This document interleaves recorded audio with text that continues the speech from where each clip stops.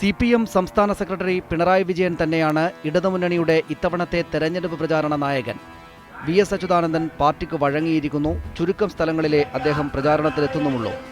അതുകൊണ്ടുതന്നെ മുൻ തെരഞ്ഞെടുപ്പുകളിൽ നിന്ന് ഭിന്നമായി ഇടതുമുന്നണിക്ക് സർവ്വസമ്മതനായ ഒന്നാമനായിരിക്കുന്നു ഇത്തവണ പിണറായി വിജയൻ. പാർട്ടി കേന്ദ്ര കമ്മിറ്റി അംഗം A. വിജയരാഘവൻ മത്സരിക്കുന്ന കോഴിക്കോട് മണ്ഡലത്തിൽ പിണറായിക്കൊപ്പം സഞ്ചരിക്കുകയാണ് ഞങ്ങൾ.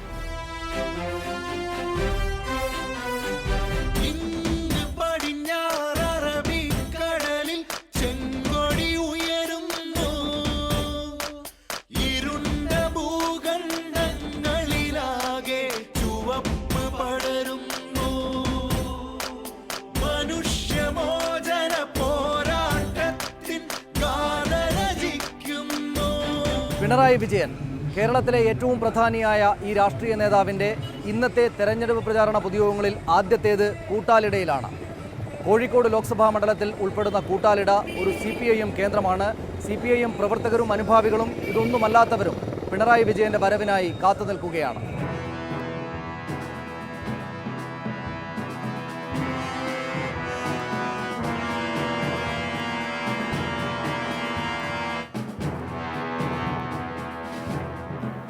മണിക്ക് കൂട്ടാലിടയിൽ എത്തുമെന്നാണ് പത്രത്തിലും നോട്ടീസിലുമുള്ളത്. അടുത്തയാഴ്ച വിവാഹമുള്ള ഒരു പാർട്ടി പ്രവർത്തകന്റെ വീട്ടിൽ കയറിയതുകൊണ്ട് സമ്മേളന സ്ഥലത്ത് എത്തുമ്പോൾ അല്പം വൈകി. എത്തുന്നതിനും 1 മണിക്കൂർ മുമ്പ് തന്നെ പ്രസംഗം കേൾക്കാനെത്തിയവരിൽ ഇടതുപക്ഷ മനസ്സുള്ളവർ മാത്രമല്ല എതിരാളികളുമുണ്ട്. പിണറായി വരും വരെ VV ദക്ഷിണാമൂർത്തിയുടെ പ്രസംഗം. ഉമ്മൻചാണ്ടി പറഞ്ഞല്ലോ, ഞങ്ങളുടെ സർക്കാരിന്റെ ഭരണമാണ് വിലയിരുത്തുക, അത് തന്നെ വേണമെന്നാണ് ഞാൻ പറയുന്നത്. ഈ സർക്കാരിന്റെ പിടിപ്പുകേട് വിലയിരുത്തണം. അങ്ങനെ വിലയിരുത്തിയാൽ ഈ സർക്കാർ ദയനീയമായി പരാജയപ്പെടും. ഒറ്റ സീറ്റ് പോലും ലഭിക്കാൻ ഈ UDF-ന് അർഹതയില്ല എന്ന് മാർച്ച് 31 തെളിയിച്ചിരിക്കുന്നു.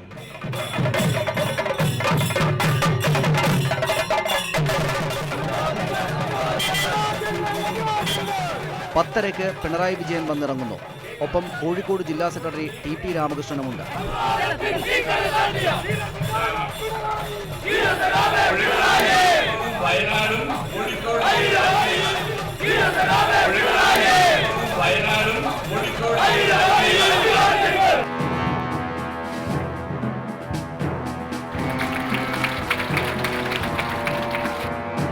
വന്നിറങ്ങുമ്പോൾ ഉയർന്ന കാതടപ്പിക്കുന്ന മുദ്രാവാക്യം വിളികളോ മുന്നിലിരിക്കുന്നവരുടെ സമർപ്പണ നിശബ്ദതയോ ആവേശ കൂടുതലൊന്നും ഉണ്ടാക്കിയിട്ടില്ല നേതാവിൽ.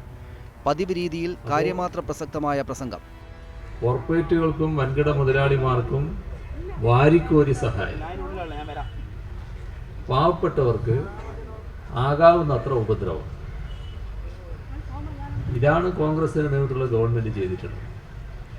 കോൺഗ്രസിന്റെ നേതൃത്വത്തിലല്ലേ ഇവിടെ അടിമടി കൊടികുത്തി വാണത്.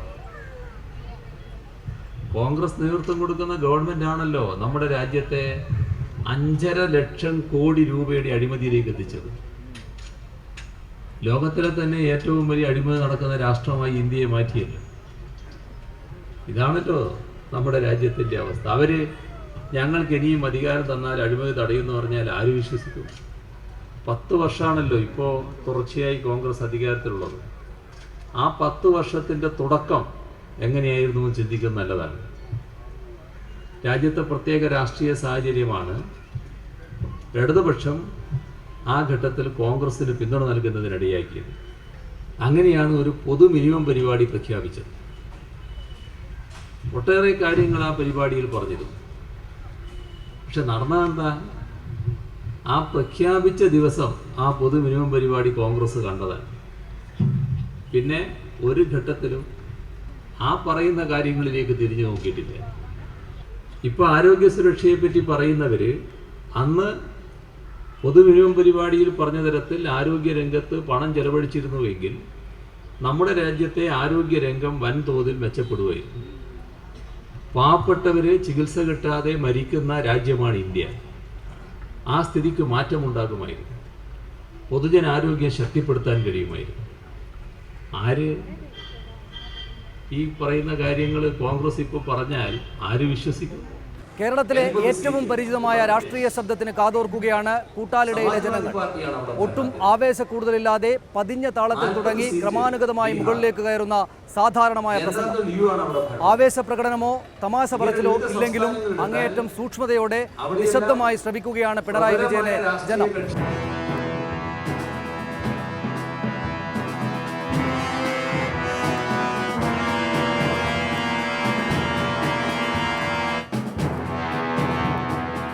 പ്രസംഗം തീർന്ന ഉടനെ തന്നെ വേദി വിട്ടിറങ്ങിയ പിണറായിക്ക് ചുറ്റും മുദ്രാവാക്യം വിളികളോടെ അനുയായികൾ വീണ്ടും ചേരുന്നു. തിക്കിത്തിരക്കുന്നവർക്കിടയിലൂടെ കാറിൽ കയറി അടുത്ത ഇടത്തേക്ക്. കോഴിക്കോട് ജില്ലാ കമ്മിറ്റി ഓഫീസിലേക്കാണ് യാത്ര. അവിടെ ഒരു മുന്നണി യോഗത്തിൽ പങ്കെടുക്കാനുണ്ട്.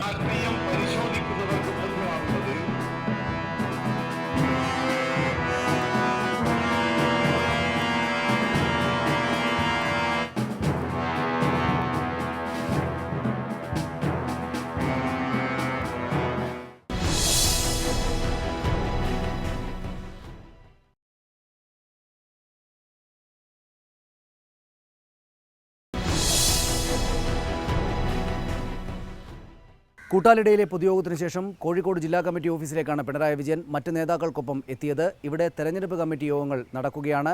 ഇതുവരെ നടത്തിയ പ്രചാരണ പ്രവർത്തനങ്ങളെക്കുറിച്ചുള്ള പ്രാഥമികമായ അവലോകനം അദ്ദേഹത്തിന് മുന്നിൽ മറ്റ് നേതാക്കൾ, അതുമായി ബന്ധപ്പെട്ട തെരഞ്ഞെടുപ്പ് കമ്മിറ്റി പ്രവർത്തകർ അവതരിപ്പിക്കും. ഇതിനുശേഷം ഭക്ഷണം കൂടെ കഴിച്ചതിന് ശേഷം കോഴിക്കോട് പ്രസ് ക്ലബ്ബിൽ മാധ്യമപ്രവർത്തകരെ കാണാനുണ്ട്. അങ്ങോട്ടേക്കായിരിക്കും അദ്ദേഹം ഇവിടെ നിന്നും പോവുക.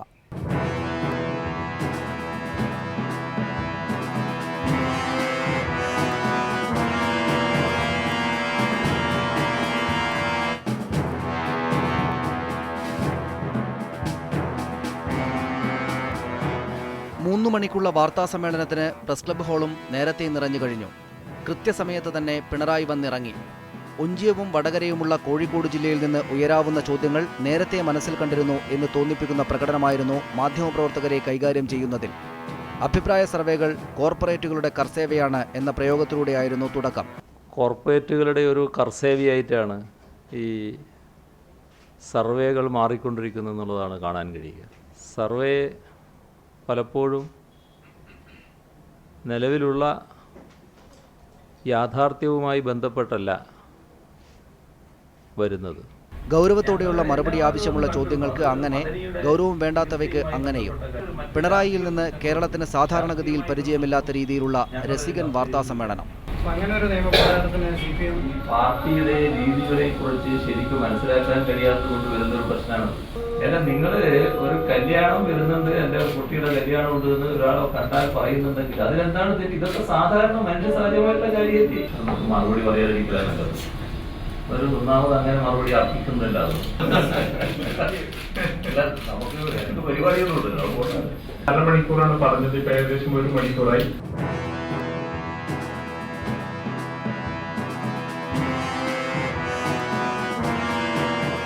തിരിച്ച് കോഴിക്കോട് ജില്ലാ കമ്മിറ്റി ഓഫീസിലെത്തിയ ശേഷമാണ് പിണറായി നേരത്തെ പറഞ്ഞുറപ്പിച്ച അഭിമുഖത്തിന് ഇരുന്നത്. അടുത്ത പരിപാടിക്ക് പോകേണ്ടതുണ്ട് എന്ന് ഓർമ്മിപ്പിച്ച ശേഷം കുറഞ്ഞ സമയം അഭിമുഖത്തിന്. പൊതുയോഗങ്ങളിൽ വരുന്ന ജനക്കൂട്ടം താങ്കൾക്ക് എന്ത് സൂചനകളാണ് നൽകുന്നത്? അവർക്ക് ആവേശമാണോ അല്ലെങ്കിൽ അനുകൂലമാണോ പ്രതികൂലമാണോ അവരുടെ മനസ്സ്? പൊതുയോഗങ്ങളിൽ ഇത്തവണ ഉള്ള ഒരു പ്രത്യേകത നമ്മുടെ ജനവിഭാഗത്തിൻ്റെ എല്ലാ ഭാഗങ്ങളും യോഗത്തിൽ അണിനിരക്കുന്നു എന്നുള്ളതാണ്. ചില യോഗങ്ങളിൽ സ്ത്രീകളുടെ പങ്കാളിത്തം വളരെ വലുതാണ്. എന്നാൽ അതേസമയം യുവാക്കൾ വൻതോതിലാണ് യോഗങ്ങളിൽ പങ്കെടുക്കുന്നത്. അപ്പോൾ എല്ലാ വിഭാഗങ്ങളും ഇന്ന് പ്രതികരിക്കാൻ തയ്യാറായി മുന്നോട്ട് വരുന്നു എന്നതാണ് നമുക്ക് കാണാൻ കഴിയും. പിന്നെ യോഗത്തിൽ പറയുന്ന കാര്യങ്ങൾ അതീവ ശ്രദ്ധയോടെ ഈ എല്ലാവരും കേൾക്കുകയാണ്. തങ്ങളുടെ ജീവിതവുമായി ബന്ധപ്പെട്ട പ്രശ്നങ്ങളാണല്ലോ എന്ന നിലയിലാണ് അതിനെ ജനങ്ങൾ കാണുന്നത്. ഇത് കൂടുതൽ കൂടുതൽ UDFനെ ഒറ്റപ്പെടുന്നതിലേക്കാണ് നയിച്ചുകൊണ്ടിരിക്കുന്നത്. അത് പൊതുവേ നമ്മുടെ പ്രചരണങ്ങളിൽ കാണാൻ കഴിയുന്ന ഒരു വസ്തുതയാണ്. ഞാനിപ്പോൾ സഖാവിൻ്റെ കൂടെ ഒരു പൊതുയോഗത്തിൽ പങ്കെടുത്തു, പത്രസമ്മേളനത്തിൽ പങ്കെടുത്തു. അവിടങ്ങളിലെല്ലാം ഈ ആൾക്കൂട്ടമുണ്ട്. വലിയ ആവേശത്തോട് താങ്കൾ പറഞ്ഞ് നിശബ്ദരായി കേൾക്കുന്ന ആളുകളെയാണ് കാണുന്നത്. പക്ഷേ വരുന്ന സർവേകളിലെല്ലാം UDFന് അനുകൂലമായ തരംഗമാണ് എന്നതാണ് ഇതുവരെയുള്ള സർവേകളെല്ലാം രേഖപ്പെടുത്തിയിരിക്കുന്നത്. അതെന്തുകൊണ്ടാകണം അങ്ങനെ? സർവേകളെന്ന് പറയുന്നത് ഒരു കൂട്ടർ ഏൽപ്പിച്ച് ജോലി ചെയ്യുന്നതിൻ്റെ ഭാഗമായി വരുന്ന ഫലമാണ്. ഏതെങ്കിലും ഒരു കൂട്ടർ സ്വയമേവ വരുന്നതല്ല. സ്വയമേവ എന്ന് പറയുമെങ്കിലും അതിൻ്റെ പിന്നിൽ ചില സ്പോൺസേഡ് ശക്തികളുണ്ട്. അത്തരം ശക്തികൾ ഇവരെ ഏൽപ്പിച്ചതിൻ്റെ ഭാഗമായിട്ടാണ് ഈ സർവേ നടത്തുന്നത്. അതിൻ്റെ ഭാഗമായി കാര്യങ്ങൾ പറയുമ്പോൾ ഏൽപ്പിച്ചവരുടെ താല്പര്യം സംരക്ഷിക്കുന്നതിന് പരമാവധി അവർ നോക്കുന്നുണ്ട്. എന്നാൽ നാട്ടിലുള്ള യാഥാർത്ഥ്യവുമായി ഒരു ബന്ധവുമില്ലാത്ത കാര്യങ്ങളാണ് അവർ സർവേയുടെ ഭാഗമായി പുറത്തുവിടുന്നത്. അപ്പോൾ അത് നാട്ടിൽ പരിഹാസ്യം മാത്രമേ ഉണ്ടാക്കുന്നുള്ളൂ. അവരുദ്ദേശിക്കുന്നത് ഇത്തരമൊരു സർവേ ഫലം വന്നാൽ നാട്ടിലൊരു ആശയക്കുഴപ്പമുണ്ടാകുമെന്നും അതിൻ്റെ ഭാഗമായി UDF ആണ് വിജയിക്കാൻ പോകുന്നത് എന്ന ചിന്തയോടെ ഒരു വിഭാഗം UDFനോടൊപ്പം നിൽക്കുമെന്നാണ്. എന്നാൽ നമ്മുടെ നാട്ടിലെ ജനങ്ങൾ ഈ സർവേ എല്ലാം പൂർണ്ണമായും തള്ളിക്കളിയാണ്. കാരണം അവർക്കറിയാം ഇതെങ്ങനെ വരുന്നു എന്നുള്ളത്. നാട്ടിലുള്ള വികാരത്തിന് ഒട്ടും നിരക്കാത്ത ഒന്നാണ് ഇത്തരം സർവേകളെല്ലാം. പക്ഷേ CPIM ഇടതുപക്ഷം നരേന്ദ്രമോദിയെ പ്രധാനപ്പെട്ട ഒരു വെല്ലുവിളിയായി കാണുന്നുണ്ട്. അപ്പോൾ AK ആന്റണി വന്ന് പറയുകയാണ്, നരേന്ദ്രമോദിയെ എതിർക്കുകയാണ് നിങ്ങളുടെ പ്രധാനപ്പെട്ട ലക്ഷ്യമെങ്കിൽ ഇടതുപക്ഷം പോലും നിൽക്കേണ്ടത് ഞങ്ങൾക്കൊപ്പമാണ്. അവിടെ വന്നാൽ ഞങ്ങൾക്ക് വേണ്ടിയാണ് അവർ കൈ ഉയർത്തുക. അങ്ങനെയാണെങ്കിൽ ഞങ്ങൾക്കാണ് നിങ്ങൾ വോട്ട് ചെയ്യേണ്ടത്, CPIMനോ ഇടതുപക്ഷത്തിനോ അല്ല എന്ന് പറഞ്ഞ് AK ആന്റണി പ്രസംഗിക്കുമ്പോൾ അത് വിശ്വസിക്കപ്പെടില്ലേ? നരേന്ദ്രമോദിയെയോ രാജ്യത്തുയർന്നു വരുന്ന വർഗീയതയുടെ വിപത്തിനെയോ എതിർക്കാൻ കോൺഗ്രസ് പോരാ എന്നത് നമ്മുടെ രാജ്യത്തിലെ ജനങ്ങളുടെ അനുഭവമാണ്. ഇവിടെ വർഗീയതയെ ഈ രീതിയിൽ ശക്തിപ്പെടുത്താൻ കോൺഗ്രസ് സ്വീകരിച്ച നടപടികളാണ് ഇടയാക്കിയിട്ടുള്ളത്. എല്ലാ ഘട്ടത്തിലും വർഗീയ പ്രീണന നയമാണ് കോൺഗ്രസ് സ്വീകരിച്ചത്. അതിൻ്റെ ഫലമായി കോൺഗ്രസ് നേതൃത്വത്തിലുള്ള ഗവൺമെൻറ്റുകൾ വർഗീയതയുമായി ഒത്തുതീർപ്പുണ്ടാക്കാൻ അടക്കം ശ്രമിക്കുകയുണ്ടായി. ഇതിൻ്റെ എല്ലാം ഫലം എന്താണെന്ന് വെച്ചാൽ ജനങ്ങൾ വർഗീയതയെ നേരിടുന്ന കാര്യത്തിൽ കോൺഗ്രസിനെ വിശ്വസിക്കുന്നില്ല. വർഗീയതയെ നേരിടാനുള്ളൊരു ശക്തിയായി കോൺഗ്രസിനെ കാണുന്നുമില്ല. രാജ്യത്ത് കോൺഗ്രസും BJPയും ഒരേപോലെ തകരാൻ പോവുകയാണ്. അപ്പോൾ ഉയർന്നു വരുന്നത് ഇടതുപക്ഷ മതനിരപേക്ഷ ജനാധിപത്യ കക്ഷികളുടേതായ ശക്തമായൊരു ബദലാണ്. ആ ബദലിനാണ് വർഗീയതയെ എതിരിടാൻ കഴിയുക. കോൺഗ്രസ് മുന്നോട്ട് വെച്ച ജനവിരുദ്ധ നയങ്ങളെ തടയാനാവുക. അതുകൊണ്ട് ഇത്തരമൊരു ബദൽ ജനങ്ങളാകെ ആഗ്രഹിക്കുകയാണ്. അത്തരമൊരു ബദൽ ശക്തിപ്പെട്ടു വരുന്ന സാഹചര്യം, അതൊരു യാഥാർത്ഥ്യമാകുന്ന ഘട്ടത്തിൽ വളരെ ചുരുങ്ങിയ അംഗങ്ങളെയും കൊണ്ട് പാർലമെൻറ്റിലിരിക്കുന്ന കോൺഗ്രസ്സിന് എന്ത് നിലപാട് അതിനോട് സ്വീകരിക്കണമെന്ന് അപ്പോൾ അവർക്ക് ആലോചിക്കാം. ഇതിപ്പോൾ താങ്കൾ ഇന്നിപ്പോൾ കോഴിക്കോട് മണ്ഡലത്തിലാണ്. വടകരയും കണ്ണൂരുമാണെങ്കിലും UDFന് വിജയമുണ്ടായ സ്ഥലമാണ് കഴിഞ്ഞ തവണ. അവിടങ്ങളിലെല്ലാം കാര്യങ്ങൾ മാറി വരും എന്നാണോ താങ്കൾ ചിന്തിക്കുന്നത്? തീർച്ചയായും ഈ മണ്ഡലങ്ങളിലെല്ലാം കോൺഗ്രസ് വലിയ തോതിൽ പരാജയപ്പെടാനാണ് പോകുന്നത്, ഒരു സംശയവും വേണ്ട.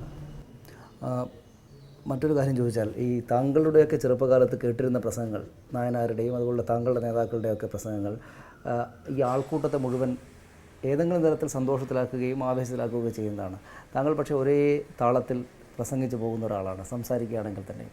അങ്ങനെ ഒരു പ്രസംഗ ശൈലിയിലേക്ക് എങ്ങനെയാണ് എത്തിയത്? പക്ഷേ അതപ്പോഴും ആളുകൾ നിശബ്ദരായി കേട്ടുകൊണ്ടിരിക്കുന്ന അനുഭവം തന്നെയാണുള്ളത്. ആ ഒരു ശൈലിയിലേക്ക് എങ്ങനെയാണ് എത്തിയിട്ടുണ്ടാവുക താങ്കൾ? അതൊക്കെ പ്രസംഗത്തിൻ്റെ ഓരോ രീതി, ഓരോരുത്തർക്കും ഓരോ പ്രസംഗ ശൈലികളുണ്ടാവുമല്ലോ. അത് എങ്ങനെയെന്ന് ഗവേഷകർ കണ്ടെത്തേണ്ടതാണ്. പക്ഷേ അങ്ങനെ പറയുമ്പോഴും ഇപ്പോൾ VS അച്യുതാനന്ദൻ്റെ പ്രസംഗമാണെങ്കിൽ ഒരു രീതിയാണ്, നായനാർ തമാശ പറഞ്ഞുകൊണ്ടാണ് ആളുകളെ കയ്യിലെടുത്തത്. താങ്കൾ പറയുമ്പോഴും പക്ഷേ ആളുകൾ ഈ രാഷ്ട്രീയ ഗൗരവം കൊണ്ടാണോ അത് കേട്ടുകൊണ്ടിരിക്കുന്നത്? ഗൗരവമുള്ള രാഷ്ട്രീയം ഉൾക്കൊള്ളുന്ന ജനങ്ങളാണ് നമ്മുടെ നാട്ടിലുള്ളത്. അതിനൊരു സംശയമില്ല. എല്ലാ കാലത്തും അത് ശരിയായ രീതിയിൽ ഉൾക്കൊള്ളാറുണ്ട്. ഈ പ്രസംഗത്തിൽ, ഞാൻ അവിടെ കേട്ട പ്രസംഗത്തിലൊന്നും താങ്കൾ RMPയുടെ പേര് പോലും പറഞ്ഞില്ല. ഇവിടെയുള്ള ഒരു പ്രധാനപ്പെട്ട രാഷ്ട്രീയ വിഷയമായിട്ട് അതുണ്ട് എന്ന് മാധ്യമങ്ങളൊക്കെ അടക്കമുള്ള പറയുന്നുണ്ട്. അത് ഇത്തവണ പക്ഷേ പരിഗണിക്കാവുന്ന ഒരു വിഷയമേ അല്ല. ഞങ്ങളങ്ങനെ കാണുന്നില്ല, അതൊരു വിഷയമായിട്ട് ഞങ്ങൾ കാണുന്നില്ല. അവസാനമായിട്ട് താങ്കൾ ഈ സാധാരണയിൽ ഞാൻ താങ്കളുടെ വാർത്താ സമ്മേളനങ്ങൾ ഒരുപാട് ഇരുന്നിട്ടുണ്ട്. അവിടെയൊക്കെ കഴിഞ്ഞ കുറേ കാലമായിട്ട് ചില ചോദ്യങ്ങൾ പ്രകോപിപ്പിക്കാനായിട്ട് വരും, താങ്കൾ അതിനു മുന്നിൽ പ്രകോപിതനാകുന്ന സന്ദർഭം ഉണ്ടായിട്ടുണ്ട്. ഇത്തവണ പക്ഷേ ഇന്ന് പ്രസ് ക്ലബ്ബിൽ വളരെ സന്തോഷത്തോടെ ചിരിച്ചെല്ലാത്തിനും ഉരുളക്കുപ്പേര് പോലെ മറുപടി കൊടുക്കുന്ന പിണറായി വിജയനാണ് കാണുന്നത്. അതെന്താണ് ഇപ്പോൾ ഈ സന്തോഷത്തിൻ്റെ കാരണം? ഇങ്ങനെ ആളുകളോട് പെരുമാറാൻ പറ്റുന്നതിന് കാരണം തെരഞ്ഞെടുപ്പിൽ വലിയ വിജയമുണ്ടാകും എന്ന ആത്മവിശ്വാസം കൊണ്ടാണോ? അല്ല, തെരഞ്ഞെടുപ്പിൽ നല്ല വിജയം തന്നെയാണ് ഉണ്ടാകാൻ പോകുന്നത് എന്നതിലൊരു സംശയമില്ല. മറ്റത് സാധാരണ നിലക്ക് ഉള്ള ഒരു രീതി തന്നെയാണ് ഇന്നും ഉണ്ടായത്. അത്തരത്തിലേ കാണേണ്ടതുള്ളൂ. താങ്കൾ അങ്ങനെ പക്ഷേ ചിരിച്ച് കാണാറില്ല. ചിരിക്കുക എന്ന് വെച്ചാൽ എപ്പോഴും ചിരിക്കില്ലല്ലോ, ചിരിക്കേണ്ട ഘട്ടത്തിൽ ചിരിക്കുക എന്നുള്ളതല്ലേ. ഈ ഘട്ടം ചിരിക്കേണ്ടുന്ന ഘട്ടമാണ് രാഷ്ട്രീയമായി. ഇടതുപക്ഷത്തിന് ചിരിക്കാവുന്ന അവസാനമാണ് ഈ ഇലക്ഷന് ശേഷം. സന്ദർഭത്തിനനുസരിച്ചാണല്ലോ അതിൻ്റെയൊക്കെ നില വരുന്നത്. തെരഞ്ഞെടുപ്പിന് ശേഷം ഇടതുപക്ഷത്തിന് ചിരിക്കാവുന്ന സാഹചര്യമാണ് രാജ്യത്ത് വരിക. തീർച്ചയായും. വളരെ വളരെ നന്ദി. ശരി.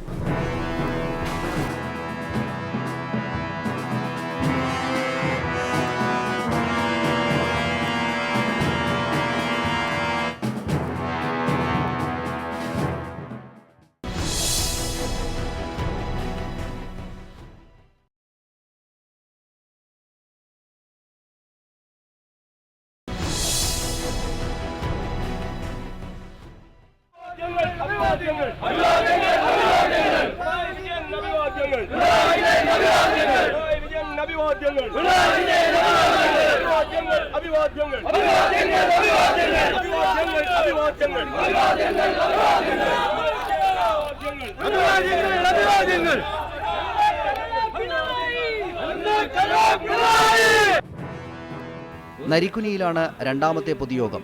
രാവിലെ കൂട്ടാലിടയിൽ കണ്ട ഇടത് ആവേശക്കാഴ്ചകളുടെ ആവർത്തനം. നേരത്തെ കണ്ട അതേ തരത്തിലുള്ള ആൾക്കൂട്ടം, മുദ്രാവാക്യം വിളികൾ, നിശബ്ദരായ കേൾവിക്കാർ. അവർക്ക് മുന്നിൽ ഉയരുന്ന പിണറായിയുടെ പ്രസംഗവും നേരത്തെ കേട്ട അതേ കാര്യങ്ങൾ അതേ ക്രമത്തിൽ ഉൾക്കൊള്ളുന്നത്.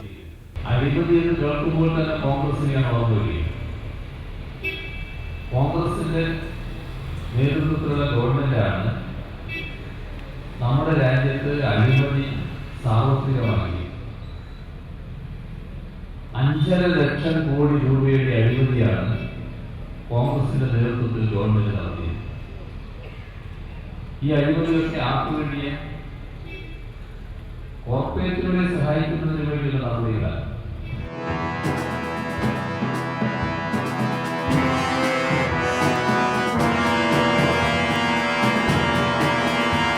വിശ്രമത്തിനുള്ള സമയമില്ല. 5:30 മണിയായി നരിക്കുനിയിലെ പരിപാടി കഴിയുമ്പോൾ. ഇനി പോകേണ്ടത് ബേപ്പൂരിനടുത്ത് നടുവട്ടത്തേക്കാണ്. 1.5 മണിക്കൂറോളം വേണം നരിക്കുനിയിൽ നിന്ന് നടുവട്ടത്തെത്താൻ. അവിടെ CPI general secretary Sudhakar Reddy കൂടെ ഉണ്ടാകും A. വിജയരാഘവന് വോട്ട് അഭ്യർത്ഥിക്കാൻ.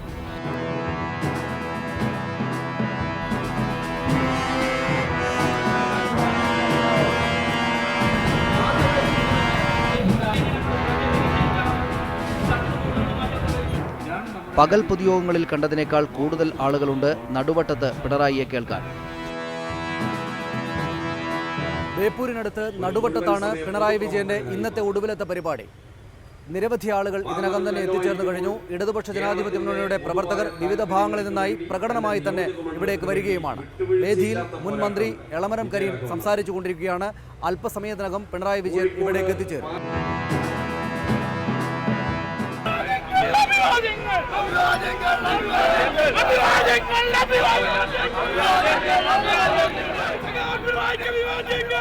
പിണറായി വന്നയുടനെ കരീം പ്രസംഗപീഠം ഒഴിഞ്ഞു. നേരത്തെ നടത്തിയവയിൽ നിന്ന് വ്യത്യസ്തമാണ് ബേപ്പൂരിലെ പ്രസംഗം. കൂടുതൽ ഉറക്കെ സംസ്ഥാനത്തെയും കേന്ദ്രത്തെയും കോൺഗ്രസ് മുന്നണികൾക്കും NDAയ്ക്കും എതിരെയുള്ള വിമർശങ്ങൾ കൂട്ടി, പറയുന്ന കാര്യങ്ങൾ കുറെക്കൂടി വിശദീകരിച്ച് കൂടുതൽ നീണ്ട പ്രസംഗം. രാജ്യത്തിന്റെ എല്ലാ മേഖലയും തകർക്കുന്ന നിലപാടെടുത്തിരിക്കും. ജനങ്ങളെ ആകെ തകർത്തിരിക്കും. അതൊക്കെ കൊണ്ട് തന്നെ കോൺഗ്രസിനെ ജനങ്ങൾക്ക് മടുത്തു കഴിഞ്ഞു. എന്ത് രാജ്യരക്ഷയാണ് ഈ സെലിൻ രാജ് എന്ന തട്ടിപ്പുകാരന്റെ ഫോൺ കോൾ രജിസ്റ്റർ പരിശോധിച്ചാൽ അപകടത്തിലാവുന്നത്? അതിന്റെ പിന്നില് ഉമ്മൻചാണ്ടിയാണെന്ന് എല്ലാവർക്കും അറിയാലോ. അപ്പൊ വഴിവിട്ട നടപടികളാണ് ഉമ്മൻചാണ്ടിയുടെ ഭാഗത്തുണ്ടായത്. അതിൻ്റെതായ സംരക്ഷണം സെലിൻ രാജിന്. അതിന്റെ എല്ലാം ആകത്തുകയാണ് കേൾക്കേണ്ടി വന്ന വിമർശനം. അത്തരമൊരു വിമർശനം കോടതിയിൽ ഉയർന്നാൽ സാധാരണ നിലക്ക് ആ വിമർശനം വന്ന ഉടനെ മുഖ്യമന്ത്രി സ്ഥാനത്തിരിക്കുന്നയാൾ രാജിവെക്കും. ഉമ്മൻചാണ്ടി ചെയ്യാറില്ല. ഇതിനേക്കാളും ചെറിയ വിമർശനം പരാമർശം വന്നപ്പോഴാണ് പഴയ കരുണാകരൻ, K. കരുണാകരൻ മുഖ്യമന്ത്രി സ്ഥാനം രാജിവെച്ചിരുന്നു. വിജയരാഘവനെ വിജയിപ്പിക്കാൻ ഇനിയുള്ള മണിക്കൂറുകൾ ദിവസങ്ങൾ ശരിയായ രീതിയിൽ ഉപയോഗിക്കുക എന്ന് മാത്രം അഭ്യർത്ഥിച്ചുകൊണ്ട് അവസാനിപ്പിക്കും. പിണറായി നിർത്തുമ്പോഴും സുധാകർ റെഡ്ഡി എത്തിയിട്ടില്ല. സ്ത്രീകളടക്കമുള്ള കേൾവിക്കാരിൽ മിക്കവരും പിണറായി പ്രസംഗം നിർത്തിയതോടെ സമ്മേളന സ്ഥലം വിട്ടു. വേദിയിലുള്ള നേതാക്കളോടും ആരാധനയോടെയും ബഹുമാനത്തോടെയും നോക്കുന്ന അണികളോടും ചിരിച്ച് പിണറായി വിജയൻ കാറിലേക്ക്.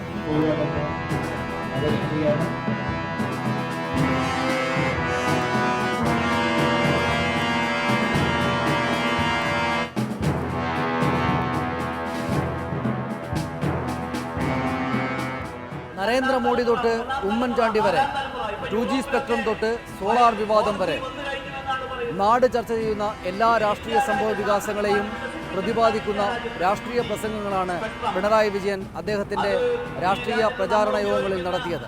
അത് പൂർത്തിയായിരിക്കുന്നു. ഇന്നത്തെ പ്രചാരണ പരിപാടികൾക്ക് ശേഷം അദ്ദേഹം തിരിച്ചുപോയിരിക്കുന്നു. നാളെ തൃശ്ശൂരിലാണ് അദ്ദേഹത്തിൻ്റെ പരിപാടി. തൃശ്ശൂരിലെ ജനത CPIM സംസ്ഥാന സെക്രട്ടറി എന്താണ് പറയുന്നത് എന്ന് കാത്തിരിക്കുകയാണ്.